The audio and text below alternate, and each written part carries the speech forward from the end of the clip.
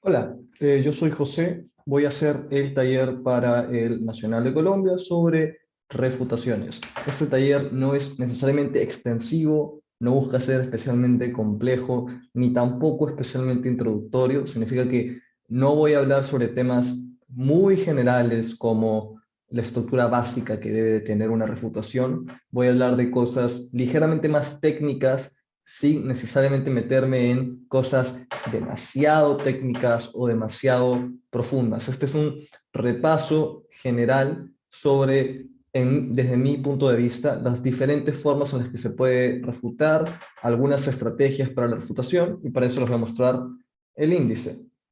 Entonces, este taller tiene 4 partes. La primera son tips generales que funcionan tanto a nivel de estrategia, de refutación para argumentos consecuencialistas y de refutación para argumentos no consecuencialistas. Segundo viene la refutación de argumentos específicamente consecuencialistas. Tercero, la refutación de argumentos no consecuencialistas. Y cuarto, la estrategia dentro de las refutaciones. Entonces, sobre los tips generales, estos no son necesariamente muchos, porque insisto, este taller se limita única y específicamente al tema de refutar.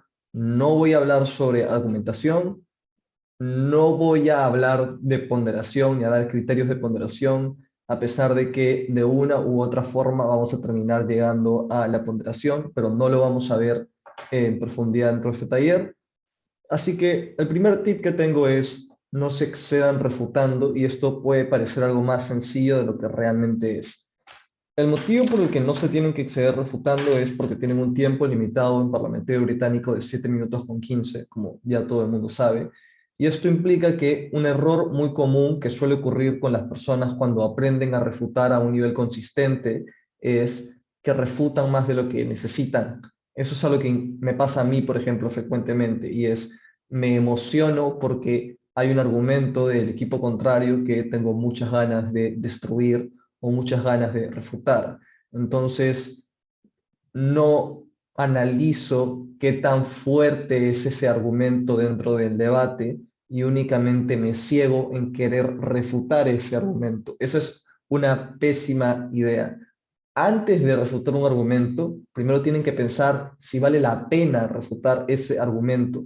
Recuerden que por un tema de formato no tienen que refutarlo todo, no están en la obligación de refutarlo todo. En realidad no están en la obligación técnica de hacer nada dentro del debate. El formato no es impositivo y no tiene un debes de hacer esto, solamente tiene límites en ciertos roles como los látigos y el vicelíder de oposición sobre el contenido que pueden traer, pero no tiene un debes de hacer esto, no tiene un checklist. En esa misma idea, no están en la obligación de refutar todo el caso del equipo contrario para ganar el debate. Y eso es importante que lo tengan en consideración, tanto si son jueces como si son oradores. Especialmente esto es útil si son jueces. Entonces, antes de refutar algo, toman en consideración qué tan relevante es ese punto dentro del debate o qué tan relevante puede llegar a ser. Y esto es importante que lo analicen cuando son una cámara alta. Siempre que son una cámara alta y no ocurre el mejor debate posible, por así hacerlo, por ejemplo, que el equipo contra la otra alta no fue necesariamente buena y no analizó los argumentos en todo su potencial, no los ponderó ni analizó su relevancia dentro de todo lo posible, y ustedes son conscientes de eso, es decir, tú y tu pareja dentro de la ronda, no tienen que tener conciencia de que puede que la baja salga y explique todo mejor. Entonces, no se limiten únicamente a si es que el argumento que se dijo ya en la alta es o no relevante en ese momento, tengan en consideración si ese argumento puede llegar a ser fuerte en el futuro para que puedan luego refutarlo preventivamente. Después voy a hablar un poco más de esto en la parte de estrategia, pero eso ténganlo en consideración. Cuando refuten algo, tienen que también, cuando ya decidieron que vale la pena refutar algo, después tienen que tener en consideración qué tanto hay que refutarlo, porque no basta únicamente con decir, bueno, tengo ciertas refutaciones, uno tiene que ser capaz de adjudicar el debate mientras el debate está ocurriendo, y eso también implica saber eh, cómo estás afectando el debate con lo que estás diciendo. Las refutaciones son suficientes como para que ese argumento pueda considerarse que está mayormente refutado, es decir, que la plausibilidad es muy baja, o únicamente has hecho una mitigación. ¿Necesitas refutar todo el argumento o necesitas únicamente mitigarlo hasta cierto nivel? Esas son consideraciones que tienen que tener porque nuevamente tienen tiempo limitado, no tienen todo el tiempo del mundo, tienen que hacer un uso lo más eficiente posible de ese tiempo y para eso primero tienen que escoger bien qué van a refutar y qué no van a refutar. Y segundo, cuando escogen qué refutar, tienen que saber cuándo parar de refutar. Honestamente, solo conseguir este primer tip, su calidad de refutaciones mejora muchísimo, sencillamente por hacer un mejor manejo del tiempo sobre qué refutar, qué no refutar y cuánto tiempo le dedican a las refutaciones, que es otro tema. No hay un tiempo específico para dedicarle a las refutaciones, no voy a dar ningún tiempo en particular, depende del debate, depende de lo que ocurra, depende de la moción, depende de absolutamente todo. Es un depende tan grande que cualquier número que dé únicamente va a predisponerlos a pensar que tienen que cumplir un tiempo determinado para refutar, porque o si no van a estar haciéndolo mal y esa no es la idea. Lo segundo es, hay que ser especialmente claro y directo con la idea que se está refutando y esto va más allá del consejo típico de tratar de usar las palabras más sencillas posibles, sino que parte de que la refutación funcione, aunque parezca tonto, porque es algo que mucha gente no respeta a la hora de refutar, es que se entienda qué demonios estás refutando. Muchas personas empiezan a refutar casi al aire o a lanzar ideas que luego dicen son refutaciones a X equipo. Tienen que, para que su refutación realmente sea buena, efectiva, para que los mejores jueces realmente sientan que ustedes están haciendo un buen trabajo en refutar el contenido de los equipos contrarios, tienen que ser sumamente claros con la idea que están tratando de atacar el equipo contrario. No solamente el argumento, sino qué mecanismo están tratando de refutar, por qué es importante estar refutando eso. Es decir, tienen que construir la explicación sobre por qué van a refutar lo que van a refutar, cuáles son las implicaciones que debería tener su refutación y luego recién refutan. Eso es un extra que yo le agrego porque es la parte de metadebate, es la parte de justificar cuáles son las implicancias dentro del debate que va a tener la refutación que vas a hacer. Eso es muy poderoso dentro del debate, porque pueden direccionar que el poder que tiene una refutación que no necesariamente es tan fuerte, si ustedes explican o tratan de justificar cuál es su intención con esa refutación, tienen una capacidad mucho más fuerte de que los jueces les crean. Podrían mentir, muchos oradores lo hacen, sobre cuáles son las implicancias de su refutación. No lo recomiendo, evidentemente no hagan eso, pero sí pueden jugar dentro de un margen sano, legítimo y justo dentro de este formato, usando los fraseos correctos y siendo retóricamente persuasivos para que una refutación que solamente si eres la refutación no es tan fuerte, justificando sus implicancias, se vuelve más poderosa o al menos dentro de, por así decirlo, el flow del debate, se siente que tiene más poder del que realmente tiene si tan solo dieras la refutación. Así que siempre es útil ser directo y claro con lo que estás refutando y explicar las implicancias que tú quieres que tenga esa refutación. Evidentemente, si su refutación es algo súper sencillo, que no es especialmente importante dentro del debate, y tratan de venderlo y justificarlo como el punto que gana el debate, cualquier juez mínimamente razonable probablemente no va a considerar especialmente importante lo que han dicho. Habrán perdido tiempo si hacen eso. Ahora, he puesto en rojo la parte de refutar el mejor y el peor escenario, porque acá quiero darme la oportunidad para hablar sobre un problema común dentro del circuito. Esto es algo que ya en su momento, por ejemplo, eh, se ha tocado dentro de Polimnia, en la Academia de Jueces, nos pueden seguir por Instagram si no lo siguen ya, pero me voy a tomar la oportunidad de, si es que no lo han visto, hacerlo acá, al menos parte de, el contenido que tiene su taller y algunas ideas mías, y dar la oportunidad de tratar de que esto deje de ocurrir constantemente. Es muy frecuente en el circuito que trate de refutarse, que trate de decir que cierta refutación es mejor o peor y tratar de usarlo como criterio de ponderación con la cámara alta únicamente porque se asume el mejor o el peor escenario. O también las cámaras altas tratando de ponderarse con respecto a las cámaras bajas. Y acá tienen que tomar algo en consideración. Voy a poner un ejemplo hipotético. Cámara baja de gobierno trata de ponderarse con cámara alta de gobierno, justificando que han asumido un escenario más comparativo, es decir, el mejor escenario, que es un escenario que alta oposición no prueba y no justifica ni trata de probar, pero que podría haber sido y que es un escenario más fuerte del debate y que primer gobierno no toma en consideración. Ojo, este escenario es súper hipotético, podría darse un caso en el que esta ponderación esté bien hecha, pero el 99.9999% de los casos en el circuito en español, esto está mal hecho. Entonces, sencillamente decir que tú refutaste el mejor escenario por refutar el escenario que no trató de probar el equipo contrario, no es algo correcto. Cuando generalmente los jueces nos referimos a que tendrían que haber refutado un mejor escenario. Uno se refiere a el nivel de engagement que se tienen con los equipos. Es decir, cuando uno dice hay que refutar un mejor escenario del equipo contrario, no se refiere a refutar un escenario idílico que ellos nunca trataron de probar y que es como un caso infinitamente mejor, sino literal, sino el 99% de los casos, refutar el mejor escenario se refiere a refutar textualmente lo que quiso decir la oposición, o al menos ser ligeramente permisivos con algunas de las cosas que dijeron, y sí asumir que estaban ligeramente mejor probadas de lo que ellos trataron de ser.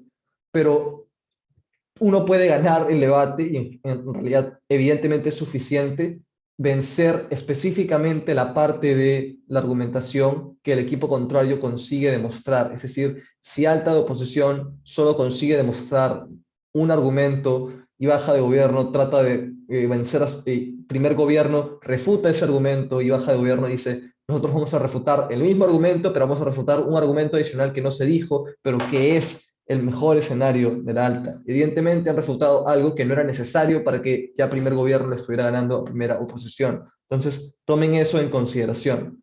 Lo que sí es importante es no asumir el peor escenario, o al menos así lo veo yo. Y por el peor escenario, no, mejor me aclaro. No necesariamente es importante, pero sí puede ser útil que vean el peor escenario como hacer como no hacer engage con el equipo contrario, constantemente tratar de tergiversar al equipo contrario, constantemente hacer un esfuerzo por eh, asumir que nada de lo que han dicho está probado. Limiten su comprensión de lo que es el mejor o peor escenario, asumiendo que mejor escenario puede ser como si el equipo contrario lo hubiera probado todo y el peor escenario como si no estuvieran probando nada, incluso si realmente lo están probando o si han dado motivos más o menos razonables. Entonces, lo mejor es no debatir ni en el mejor escenario ni en el peor escenario, sino limitarse únicamente a el debate que sí ocurrió y el debate que está probado. Si quieren una ampliación sobre este tema, insisto que vean los videos que hay en Polymnia, si los pueden encontrar en Instagram, sobre este tema. Entonces, ahora vamos sobre la refutación en argumentos consecuencialistas. El motivo por el que he diferenciado entre argumentación consecuencialista y argumentación no consecuencialista es porque hay particularidades, sobre todo por la forma en la que funcionan los argumentos no consecuencialistas, que hace que refutarlos sea más o menos distintos y que las estrategias más eficientes y útiles para refutar argumentos consecuencialistas a comparación de argumentos no consecuencialistas sí sean bastante distintas y tengan aplicaciones que convienen más en un momento que en otro. Entonces, por eso los separo. Típicamente hay dos formas de refutar en argumentación consecuencialista y es de forma integrada y de forma directa. Técnicamente puedes hacer lo mismo en argumentos no consecuencialistas, pero cuando digamos esa parte se darán cuenta de por qué no hago esa diferenciación. Entonces, refutación directa y refutación integrada. ¿Cuándo se usan y qué desventajas y qué ventajas tiene cada uno? Eh, Primero, no es excluyente que hagan refutaciones directas y que a la vez tengan refutaciones integradas dentro de sus discursos. Pueden tener ambos a la vez, pueden tener solamente de uno. Eh, Cuando hacen refutaciones directas es lo típico que hace todo el mundo, que es dejar de forma muy clara lo que vas a refutar y dar motivos por los que eso no es cierto, o no es tan cierto, o es falso, o no es como dice el equipo contrario. La refutación integrada es cuando tu argumentación tiene respuestas directas al equipo, los argumentos contrarios que parten de tus propios argumentos. Entonces, yo acá tengo algunas recomendaciones o tips que hacen que en muchos escenarios sea especialmente útil hacer refutaciones integradas. Pero en la generalidad uno quiere usar refutaciones directas cuando hay cosas muy puntuales y ideas más o menos sueltas del equipo contrario que son importantes de refutar, que no necesariamente están respondidas por tu argumentación. Cuando el equipo contrario habla, tú te puedes dar cuenta si ya dentro de tus argumentos y de lo que tenías pensado en prep time tienes respuestas preparadas o puntos que ya estén blindando o previniendo lo que dice el equipo contrario y que ya lo esté respondiendo. Cuando eso no ocurre, generalmente son esas ideas, esos puntos, los que refutas de forma directa, a menos que encuentres una manera de anexarlos a tus puntos de argumentación. La refutación integrada se aplica exactamente en el caso contrario, cuando sientes que de lo que está diciendo el equipo contrario, ya tus propios argumentos lo responden de forma bastante directa. Y acá viene la parte importante. Las ventajas y las desventajas de las refutaciones directas y las refutaciones integradas eh, yo los veo como una falsa dicotomía, pero lo pongo porque es más o menos la clásica forma en la que la gente le gusta verlo, pero es más un tema de la habilidad que tenga el debatiente para ser suficientemente claro cuando está haciendo refutaciones integradas para que no se pierda la idea de que está refutando algo. La ventaja, por así decirlo, de refutación directa es que es evidente que estás refutando algo, porque estás diciendo argumento 1 del equipo contrario, 3 puntos de refutación, por dar un ejemplo. Por el contrario, cuando estás haciendo refutaciones integradas, a veces suele pasar que los debatientes pierdan el hilo de lo que están diciendo y por lo tanto no flagueen, es decir, no embanderen o no sean especialmente claros y enfáticos con que están refutando de forma integrada. El error más común que yo veo es que dicen, todas las refutaciones están integradas y luego no hay mención directa sobre las refutaciones. Ojo, esto no está necesariamente mal. Un buen juez se da cuenta cuando la argumentación de un equipo está contestando a la otra, incluso si no se está haciendo, si el orador no está siendo muy explícito en esto, pero evidentemente un mejor orador va a ser explícito con eso y va a hacer el trabajo para el juez más claro y más fácil. Sobre todo porque no siempre van a tener buenos jueces, la mayor parte del tiempo no tendrán buenos jueces, tendrán paneles que tienen dificultades para seguir todo lo que están diciendo y valorar todo de forma correcta. Así que la mayor desventaja de las refutaciones integradas es que de no ejecutarlas correctamente, sufres el riesgo de que no se valore correctamente la parte refutativa de lo que estás diciendo. ¿Cómo evitas eso? Dejando claro cada vez que vas a decir algo que refuta un punto contrario, que lo está refutando. Aquí podría parecerse mucho a la refutación directa, y la verdad sí, básicamente es que cuando terminas de construir una idea de tu argumentación que refuta a una parte de la argumentación del equipo contrario, señalas una vez hayas terminado esa idea o antes de decirla, señalas que este punto refuta a esta idea por estos motivos y das la explicación. O al revés, das la explicación y señalas que ese punto está refutando y respondiendo a uno de los puntos de argumentación del equipo contrario. Haciendo eso queda muy claro para el juez que lo que acabas de decir refuta algo y ya queda claro que está integrada tu refutación. Entonces, esto podría para algunos parecer tiempo perdido, tiempo muerto, pero no lo es. No es algo que tome mucho tiempo, es algo que toma 10 segundos, 15 segundos a lo mucho, probablemente mucho menos. Lo único que tienes que hacer es señalar que lo que acabas de decir está refutando un punto en específico de la cámara contraria, obviamente tienen que decir específicamente qué punto es el que acaban de contestar con ese punto de argumentación que tiene refutación integrada, y más bien lo que habrán ganado es muchísimas posibilidades de no ser ignorados por los paneles, lo cual evidentemente es lo que les conviene para ganar el debate. Luego, los outcomes. Básicamente es cuál es el resultado de dar una refutación en argumentación consecuencialista. Tienen tres resultados que son casi lo mismo. Eh, en casos extremadamente raros, porque recuerden que el parlamentario británico no es binario, las cosas no suelen ser o totalmente ciertas o totalmente falsas, casi nunca, pero hay escenarios rarísimos en los que el nivel de plausibilidad de un argumento se vuelve tan absurdamente bajo que ya podríamos decir que es completamente falso, o casos en los que sí, de alguna forma, un equipo consigue probar que algo es totalmente falso, eh, o porque el equipo contrario es muy malo y hizo un argumento muy fácil de refutar, o tal vez no era malo y solo el argumento estaba mal construido en esa vez en particular, o porque el equipo es brillante y destruyeron completamente un argumento. Entonces, esa es una posibilidad, la menos común. Casi nunca suele ocurrir, insisto, casi nunca ocurre. Eh, lo siguiente que puede pasar es lo más común, que es de lo que trataba de probar el equipo contrario, se vuelve más o menos probable lo que han dicho. Evidentemente, si lo has tratado de refutar, se vuelve ligeramente menos probable. La consecuencia, es decir, si lo que tratan de probar es se mueren 100 personas, ahora con tu refutación ya no se mueren 100, sino se mueren 20, o se mueren, o lo contrario, o te interesa que mueran más. Ya no se mueren solo 100, se mueren 1000, por dar un ejemplo. Y en el punto de plausibilidad, si lo que trata de probar el equipo contrario es caerá un meteorito sobre la Tierra, tú has probado que hay unas altas probabilidades de que caiga un meteorito sobre la Tierra, tu refutación ahora prueba que en realidad las posibilidades de que ese meteorito caiga son no muy grandes, no muy razonables. Podría caer, sí, pero es bastante improbable.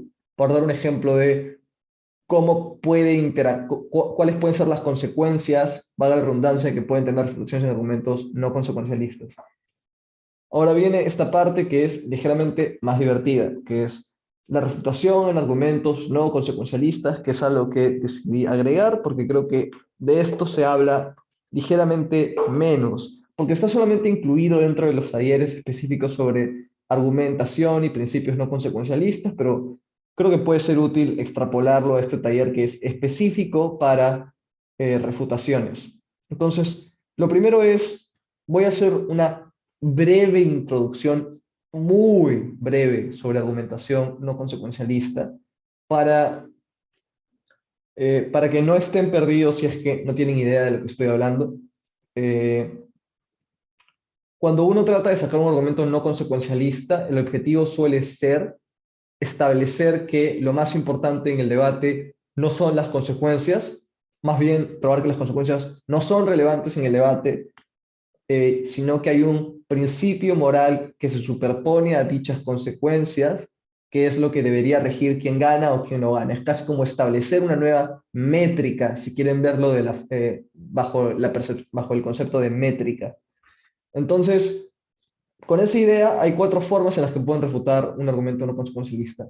La primera es cumplir mejor el principio. Por ejemplo, uno podría tratar de traer un argumento no consecuencialista que trata de mostrar que es más importante la justicia por sobre las consecuencias. Entonces, uno podría tratar de refutar eso, o más bien tratar de refutar o ganar dentro de la idea de ese argumento no consecuencialista, cumpliendo mejor el principio, diciendo, ok, no importan las consecuencias, de acuerdo, pero va a haber más justicia de mi lado, y si tú estás estableciendo que lo más importante es la justicia, pues ganaré probando que hay más justicia de mi lado. Es decir, yo cumplo mejor el principio. Tal vez esto no es una idea directamente de refutación, porque no estás, más bien estás concediendo un punto que no es una concesión mala, no estás perdiendo ningún puntaje por conceder ese principio sí es lo más importante del debate, pero sí es una forma básicamente de lidiar con los argumentos no consecuencialistas. La segunda es la idea de explotar las habilidades del experimento mental. Yo le pongo experimento mental solo porque es la traducción literal del inglés, pero básicamente es la analogía o el ejemplo, porque todo argumento no consecuencialista de principios requiere de una justificación que haga que los jueces intuyan cierto principio moral como la base de lo que debería ser importante o no en el debate. Generalmente lo que se hace cuando se quiere construir ese argumento es traer una analogía, un experimento mental, por ejemplo, el dilema del tranvía o, eh, o varios típicos experimentos mentales como The Experience Machine, que es como Matrix, que es una persona que vive una vida increíblemente feliz, pero esa vida es falsa porque está únicamente producida por una computadora y y no es la realidad. Entonces, esos son ejemplos o experimentos mentales. Uno podría tratar de refutar un argumento no consecuencialista si es que el equipo contrario ha construido débilmente el experimento mental y el experimento mental es muy inconsistente o no es analogable a la situación del debate. Porque eso es importante.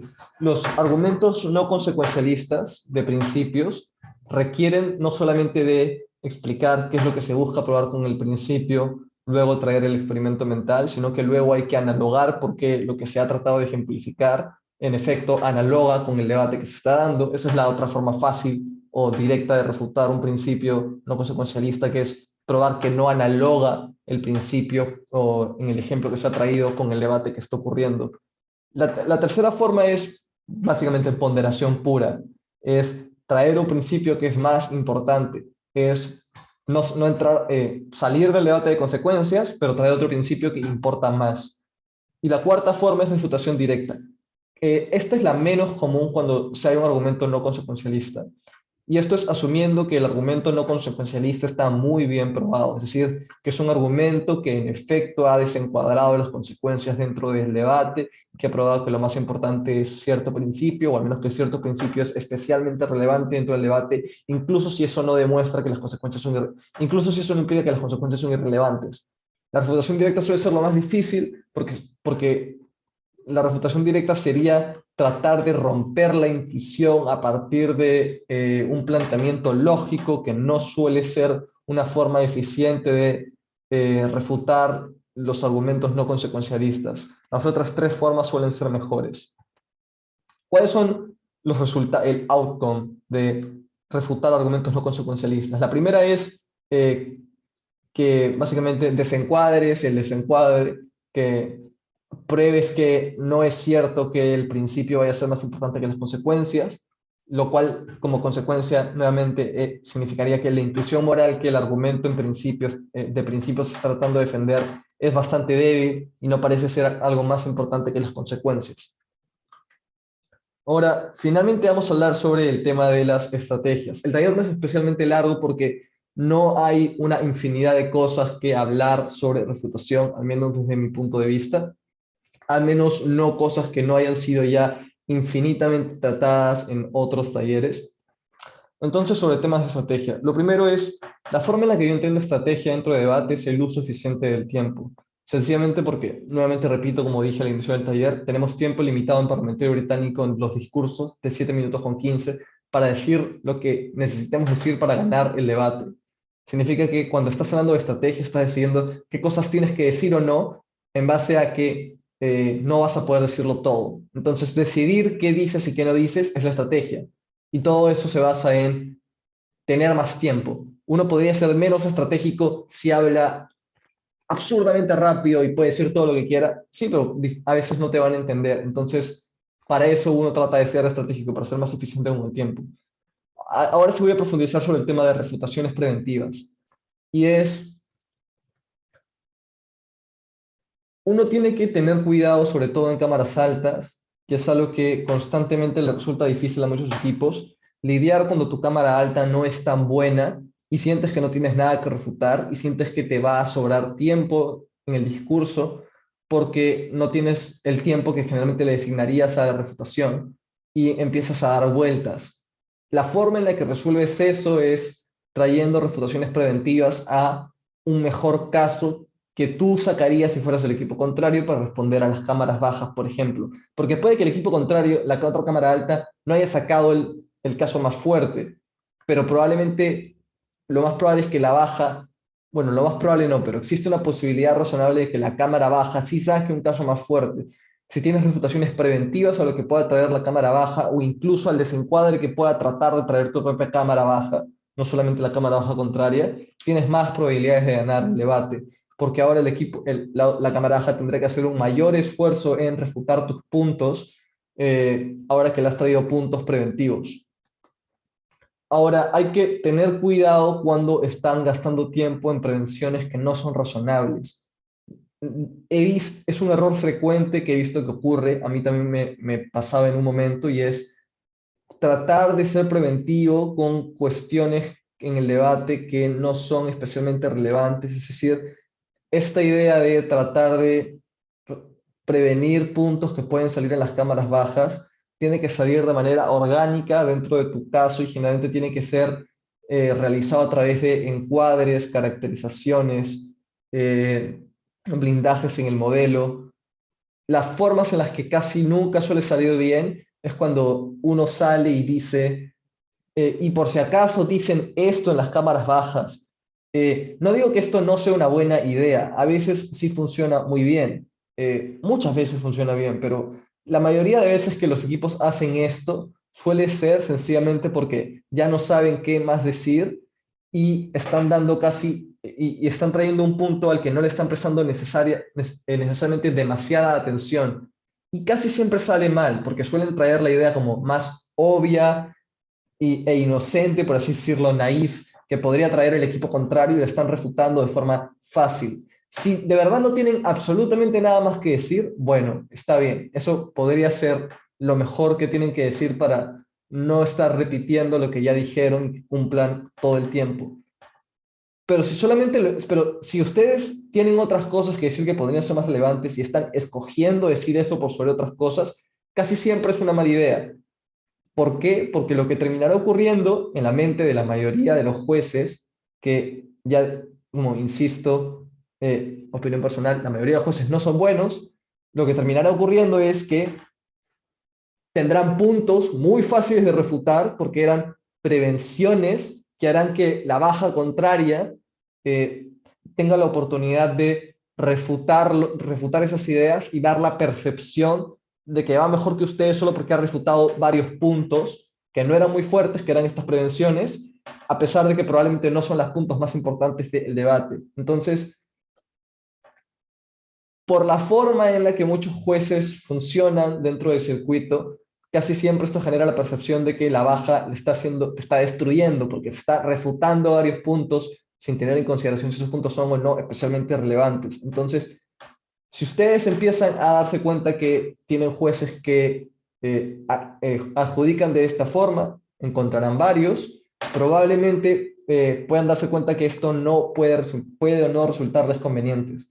En ciertas salas en particular, tal vez el nivel del equipo de la cámara baja no sea necesariamente, no sea lo suficientemente fuerte como para refutar estos puntos no tan bastante intuitivos que ustedes han sacado. Porque, insisto, generalmente cuando los equipos suelen traer estos puntos preventivos sobre lo que podrían tratar las cámaras bajas, casi nunca los desarrollan a profundidad como puntos de prevención a ideas complejas, sino, insisto, las ideas más intuitivas o fáciles de contestar, para lo que probablemente la baja también haya pensado en la respuesta, la respuesta más fuerte a tu respuesta intuitiva, por lo que no suele funcionar la mayor parte del tiempo. Suele funcionar mejor dedicar ese tiempo, por ejemplo, a hacer ponderaciones, puede funcionar mejor hacer ese tiempo a hacer puppeteering, que es indicar de forma clara qué es todo lo que has probado durante tu discurso. Esas mitigaciones en la mayoría de debates, o perdón, esas prevenciones en la mayoría de debates, en mi experiencia, podría la experiencia de alguien ser distinta y podrían en cierto debate, torneo específico, ser una estrategia que funcione, algo que no es particularmente efectivo, no lo recomiendo mucho. Recomiendo las refutaciones preventivas como algo que tiene que ser orgánico en el caso y bien establecido, como parte de las caracterizaciones, como parte de la estrategia del equipo, y no sencillamente como algo que usas para llenar el tiempo. Ahora, sobre la parte de cuándo y por qué mitigar. Ya había hablado un poco de esto sobre que no tienes tiempo infinito para hacer las refutaciones y hay que limitarse a veces para no refutar todo, pero es importante que tengan en consideración la relevancia que tiene un argumento dentro del debate y darse cuenta si ese argumento necesita ser refutado o necesita ser mitigado. En realidad es casi lo mismo, no es lo mismo, pero eh, técnicamente cuando uno ve un argumento en BP, el nivel de plausibilidad de un argumento en Parlamento británico lo ve como una escala. Nunca va a estar 100% probado y difícilmente va a estar 100% desprobado. Cuando decimos que un argumento ha sido refutado, lo que estamos diciendo es que la plausibilidad de ese argumento ha bajado lo suficiente como para que deje de ser suficientemente fuerte en el debate, como ya no es un argumento relevante que pueda ganar. Pero cuando mitigamos algo, técnicamente estamos haciendo lo mismo, estamos bajándole la plausibilidad. Pero cuando mitigas algo, generalmente bajas la plausibilidad de algo lo suficiente, no para que deje de ser relevante, sino para que no se vuelva tan fuerte y sea más fácil de ponderarlo con otras ideas, de compararlo con otros puntos. Por dar un ejemplo muy tonto, sin poner ninguna emoción, si un equipo está tratando de ganar un debate probando que cierta acción llevará a la muerte de 1000 personas, tú puedes mitigar ese punto diciendo, no van a morir 1000, sino probar que terminarán muriendo solamente 100. Probablemente que mueran 100 sigue siendo algo relevante en el debate, pero probablemente es más manejable y comparable con otras consecuencias, otros beneficios o perjuicios que si murieran 1000, que probablemente va a ser fácilmente el punto más relevante del debate. Generalmente quieren mitigar y la mayoría de veces mitigar suele tomar menos tiempo que refutar completamente un punto. Pero también hay puntos que no se pueden refutar. O sea, asúmanlo. Los, las mociones balanceadas tienen puntos que ciertos equipos tienen mayor facilidad para construir y que bien construidos son puntos que no pueden ser refutados, que su plausibilidad no puede ser llevado tan a la baja que se considere como un punto ya no relevante dentro del debate, a menos que te tomes una cantidad tan absurdamente grande de tiempo que no valga la pena, porque habrá otras partes de su caso también relevantes que por haber centrado toda tu atención en un solo argumento no podrás responder. Entonces, cuando eso ocurre, probablemente lo que vale la pena es mitigar. Yo veo la mitigación como parte de como la preparación a que luego puedas ponderarlo. Es más fácil ponderar un argumento o un impacto que está mitigado, puede ser muy mitigado o algo mitigado, como un impacto que está pasando limpio, que no tiene ninguna respuesta, porque probablemente va a ser un impacto grande y fuerte. Si lo mitigas, que no va a tomar tanto tiempo como tratar de refutarlo completamente, va a ser más fácil de manejar en el debate. Y esa debería ser la forma en la que evalúan cuando quieren mitigar algo o cuando quieren refutarlo. Por norma general, mitigar va a tomar menos tiempo, no siempre. A veces mitigar un argumento especialmente complejo y fuerte puede tomar tanto tiempo como refutarlo, pero probablemente te va a tomar menos tiempo que refutarlo totalmente y va a seguir siendo la opción correcta. A veces no quieres ni refutar ni mitigar, a veces quieres irte directo a ponderar, o a veces crees que el punto no es relevante y sencillamente lo ignoras. Esas son las consideraciones que yo tomo a la hora de decidir cómo refutar, y este ha sido el taller sobre refutaciones.